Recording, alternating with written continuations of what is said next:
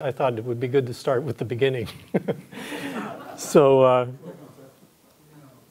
okay. Oh, it went there, good. Okay.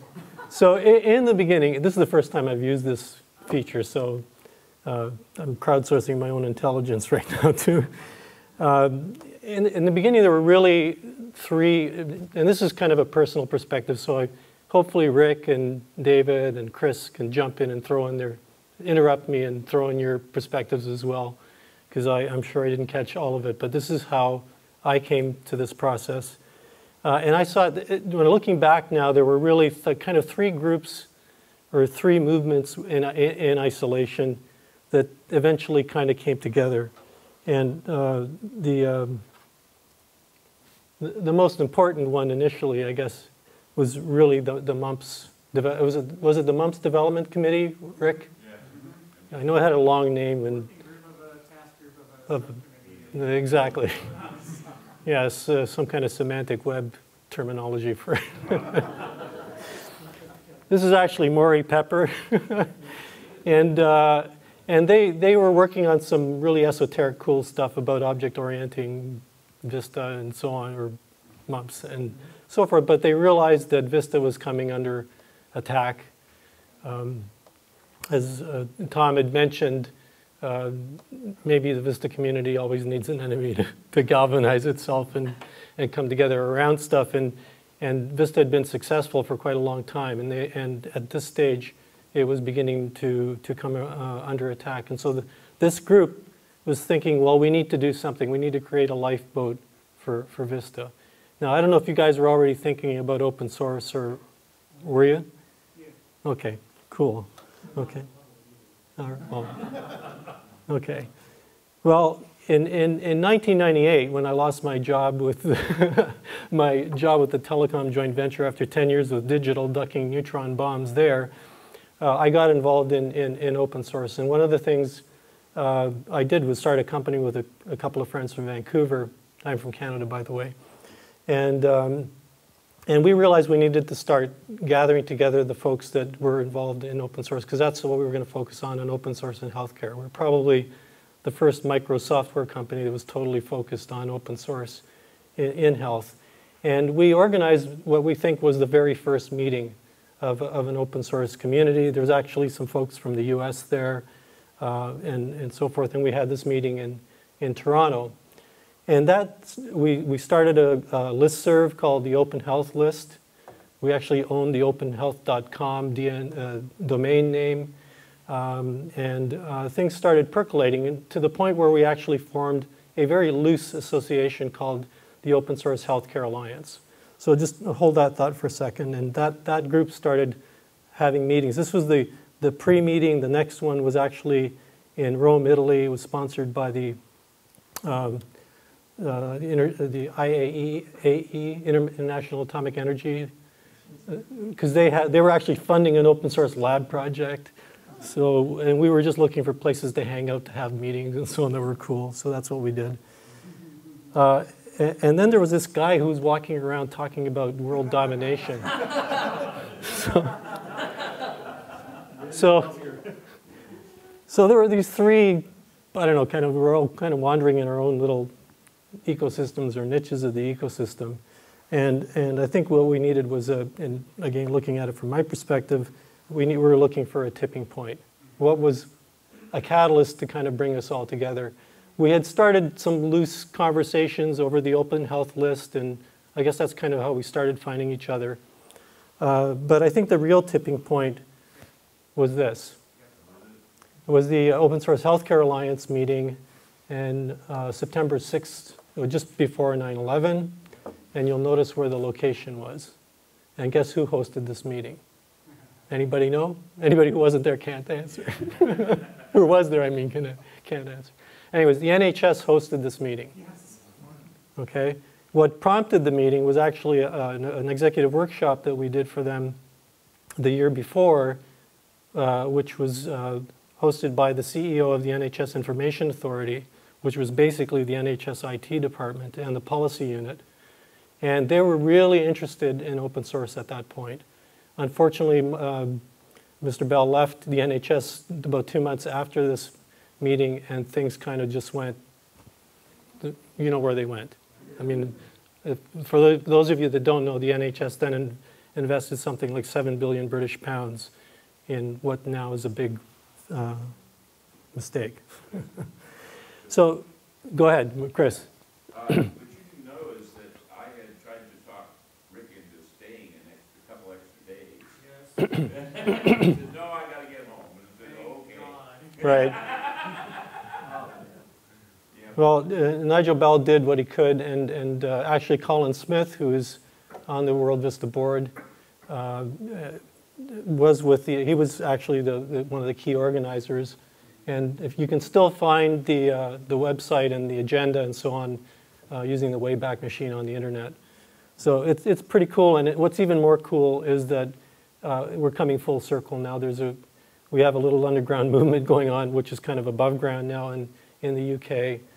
Pushing for NHS in the UK. And the good thing is that all the failures that we've seen of those big bang projects, we've had similar failures in Canada, $1.5 billion in Ontario, for example, where I'm from, have sparked interest in thinking out of the box. And so the timing is good. But back to the story. So not long after that, we kind of coalesced at that meeting. Bhaskar was there, Chris was there, Rick was there. I don't think you were there, David. No. Okay. So we kind of were talking about this, and then after that, it became obvious that what we needed to do was create an organization that would act as the catalyst, as the lifeboat, if you will, as the community builder, and so forth. So we started working loosely together. And in fact, the first VistA community meeting occurred before incorporation. It was, according to the records I have on the website, it was in November of 2001. And by 2002, we achieved incorporation as a 501c3. That was the first Rice meeting, right? Yes. Yeah, it was at Rice University. And I think one of the big themes about World VistA is that little things can make a big difference, and that's kind of why I'm using this is the Canadian content for the slide. If I'm Italian, but for the first time, and I was raised in Canada, but for the first time in my life, I went curling about 2 weeks ago with my daughter. And it was absolutely an amazing experience. Actually, I really enjoyed it. It was kind of like playing bocce on the rocks, but it's amazing, if the littlest things that you do right at the beginning of letting that rock go make a huge difference down the road when you get down to the target. And then you've got a lot of people helping you along the way with the brooms and all that other stuff. But I think that's a pretty good metaphor for the way World VistA works. We have a light touch, we do little things that we've made a big difference. And I think that's been an ongoing theme. So I'm going to just touch on some of the milestones and nudges to those that we've made along the way. I think the community meetings are absolutely have been like the lifeblood of our ability to build this lifeboat outside the VA. We've had 25 of them.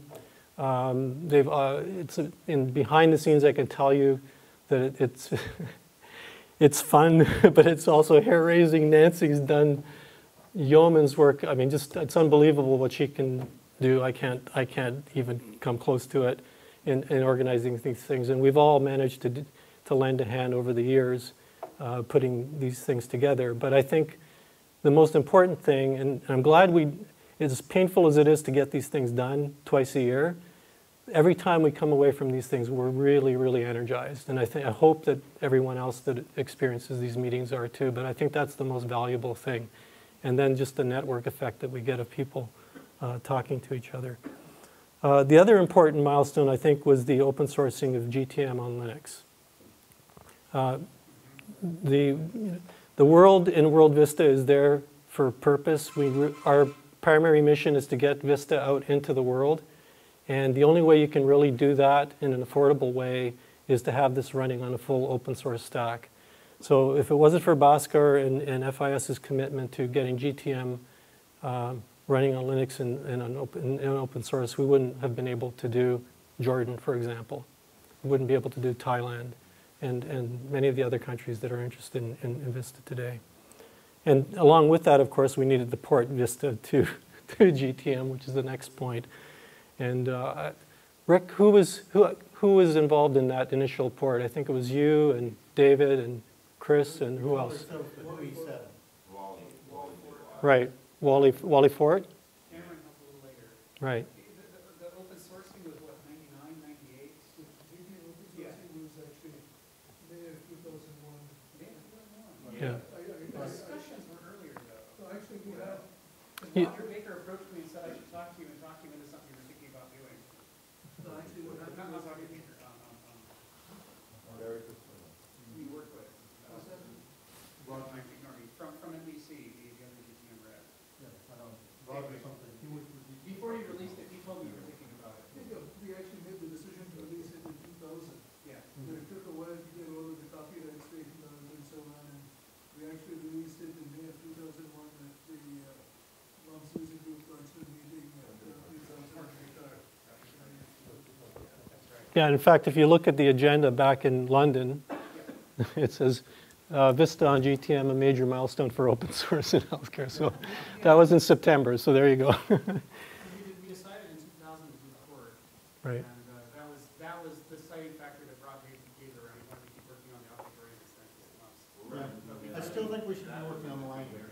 But at the time, the VA was saying that they had to get away from MUMPS because there was only one implementation.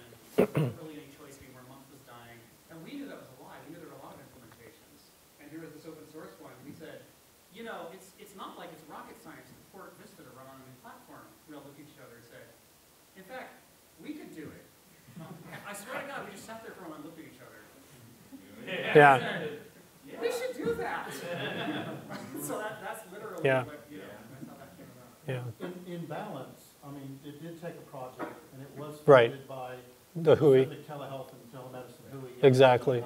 Yeah. So They we have to took. give a lot of the credit to Dr. Psyche and Ab- Psyche. Absolutely. So a lot of that, which is, it actually shows an interesting approach that, you know, well, the open source model is release early, release often, and doing that initial work, the proof of concept, and then having someone else fund it and take it to the next step is a really, you know, very effective way to innovate. So in my recollection, the next big thing was the Vista Office EHR project. 2005, spring of 2005, I remember going to the board one evening. By the way, World VistA has a board call, an executive team call every Thursday night, a board call like once a month, and then there's a bunch of other stuff that happens in between. And I remember saying, we saw the RFP come out for what was called the Vista Vendor Support Organization. Because what CMS was funding the adaptation of Vista basically for the safety net clinics and hospitals. And what they were looking for, they had already picked a vendor to do the development work. What they were looking for was someone to do the capacity building in the marketplace, because they realized you can't just pitch software over the transom and have, I mean, it's wonderful that it's free, but who's going to implement it, who's going to support it? So they were looking for an organization, a neutral organization that would help educate vendors to become proficient in supporting Vista and build the market, the vendor market for that. And it was, so I suggested we should bid on that. And I remember it was quite, it was like, maybe. And I said, well, what the hell? I'll write the response, and we'll see if we can. If we win, we win. If we don't, we don't. And lo and behold, we actually. It was perfect timing, because we had done all the homework to be that organization through other things that we had done that had nothing to do with this particular effort. And after a while, we actually inherited the actual development work for the project itself. I think it was about 2 or 3 months into this project, and it hit the New York Times, which we thought was, wow, is this ever cool? We're in the New York Times and so forth, and the project's getting a profile. But that was the worst thing that could have happened to the project. because the next thing that happened after that was, from what we could tell, not that we were in Washington listening to people, but I think there was a tremendous amount of pressure from vendors that saw this as a threat. Bhaskar. Actually, we used to have these Thursday conference calls, and the conference call was actually on, and someone said, "Oh my God, we've just been snapshotted." Right. And you could just see the downloads of the software and everything Yeah. just sort of spiked. And it was amazing. Right. So that was, it was both good, and it was difficult, because what ended up happening is it looked like the funding was going to go, we had 2 years of funding altogether. It looked like it was going to go, it was supposed to go to 5 years from what we understood. But then because of the pressure and so forth, at least that's our interpretation of it, it got shortened. And we were basically given a deadline to release the code by January of 2007. So that was basically a year and a half from the get-go. And at the same time that this was happening, the HHS had released the certification criteria for CCHIT. So we were also told that we want to make sure that that whatever software you release is going to pass CCHIT certification. And by the way, since the VA is a partner in this project, make sure that it's forward compatible with VistA, and that you can give your improvements back to the VA, which was all music to our ears, because we thought this would, this was essential to establishing the credibility of the software. But it was also the first time that the VA was seriously talking to us about accepting any of our changes back in. Exactly. We've been Yeah. running for years. Yeah. Yeah. It was an awesome experience. I think working. I've got to tell you, working with the VA was Becky was here earlier. Put together a fantastic training program for the Vista Office team. It was fabulous. It was really, really inspiring. Well, Ford and Cameron Schley were Right. crucial in helping to package up that software they released to the VA. Right. Exactly. So we met the deadline. We're actually under budget, but there was no funding to actually certify the software. We were basically told, "Here, take the software, and you're on your own." So we just had like a 2 or 3 month window left to achieve CCHIT because for the 2006 criteria. And through a combination of volunteer work and some paid work and so forth, we did it. And I think I'm stealing my thunder from a following slide. But one of the things that I think the exposure in the New York Times did, plus other things, was that it started bringing people into the community and realizing that, here's an opportunity to do something, and it looks like it's fun, it's something different, and so forth. Can I comment Leo. that, from No, my Leo. perspective watching this, the decision to go forward with CCHIT Mhm. took considerable courage and almost all the money, right? It was the most.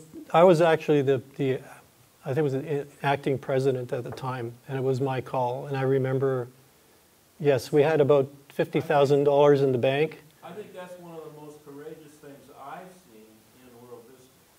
Well, what made it an easy decision was knowing the people that were part of the team. It was really, after we'd gone through what we'd gone through already at that point, we just knew that we could do it. So it was, you're right, it was a tough decision to make, because we were basically betting the entire bank account. If it had failed, Yeah. then what would we have? We Yeah. probably... And a lot of people didn't think we could do it. Yeah. Right. So the background of what had happened is that when CMS funded the project, which we had been encouraging at VA, David Brailer had come in, had been announced in April of 2005 as the first national coordinator for health IT. And because they were putting in a certification program, the idea that the government was pushing a system that hadn't yet been certified was not consistent. So we got CMS to back off and say, you can't just push this one out. It's going to have to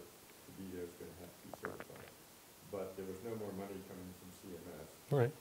So some of it was private sector, some of it was internal politics of having the Office of the National Coordinator from the beginning. But one of the things that never happened that we were trying to do was to take the patches that had been created and bring them back to IB&D so they became part of Right. the World VistA. And that gap meant that all of those things were not readily available, which was one of the closing the gaps that we were able to overcome. Yeah. And part of that was that we no longer controlled the IT department. It had been split off from Seth himself as part of this other activity. Now that you're no longer acting CIO of the VA, and now that everybody concerned has retired, I can tell you that a lot of them were smuggled out anyway and released into the VA tax stream. Not all of them, but some of the crucial ones for the colonel actually got released and became part of the VA probate. But being able to set a parameter and have this be Right. IHF meeting and this be turn off the thing, You're right. those are the things that we thought were critical, because then you could start moving it and I was never able to get that through and into the court. But would have made a very different path had that happened. And if we maintain the And I would have wanted to encourage you to go and do as many of those things. You didn't got to stop at the top, it was in the middle. Yeah. Yeah, for the record, it's worth saying that not all supported us. So, sort of next, I think, in terms of major milestones, was the beginnings. I mean, we've had. I was going to go and look and see how many downloads we've had, but I think like it's probably well over 7,000 or 8,000, maybe 10. I don't know. If someone's got internet access, they can look at our SourceForge site and see. But there's lots, more than we even have a clue about. Mexico actually downloaded one of Bhaskar's FOIA releases on GTM Linux. That became the basis of the implementation in Mexico, which was something like, I think, at last count they were at 56 hospitals, although I think they've paused. There's been changes in the IMSS, the organization that was doing it, has had changes in management, and we're not sure where they're going with that at this point. I mentioned CCHIT. Other significant implementations, you've all probably have heard of the Jordanian National Health System. That's 46 hospitals and 800 plus clinics. They went live in the 500-bed acute care hospital and Amman Comprehensive Clinic in the fall of last year. And October 16th or something like that. exactly. October 16th. And I was there. Sam was there, yeah. And King Abdullah gave the green light to the rollout to the rest of the country, and they're now in the process of initiating the five hospitals, one of them being the King Hussein Cancer Center, which is the National Cancer Center for Jordan. Then Oroville Hospital, a very strategic implementation because they've been a very supportive partner. Meaningful use could not have been accomplished without Oroville's support. And what's really interesting about this, I think, is we're beginning to see now adopter-to-adopter collaboration in getting improvements made and contributions. And I think that may actually be in my next slide. But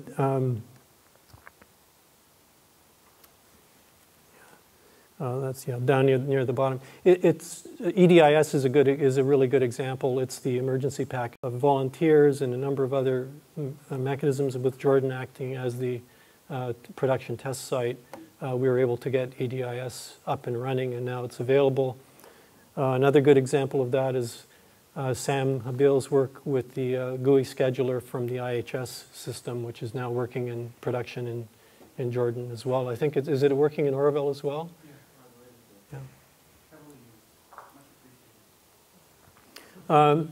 Some of the other benefits to the community, which may not be obvious at first, but I think one of the key ones is that the building of that initial ecosystem created an environment for businesses to actually look to incubate themselves and get started. I think MedSphere is probably one of the best examples. The Shreves came to our meeting in meeting in Rice. In fact, I remember there was a project. The project with the Hui was run through their company, wasn't it? Because they happened to have a vehicle to run that project through.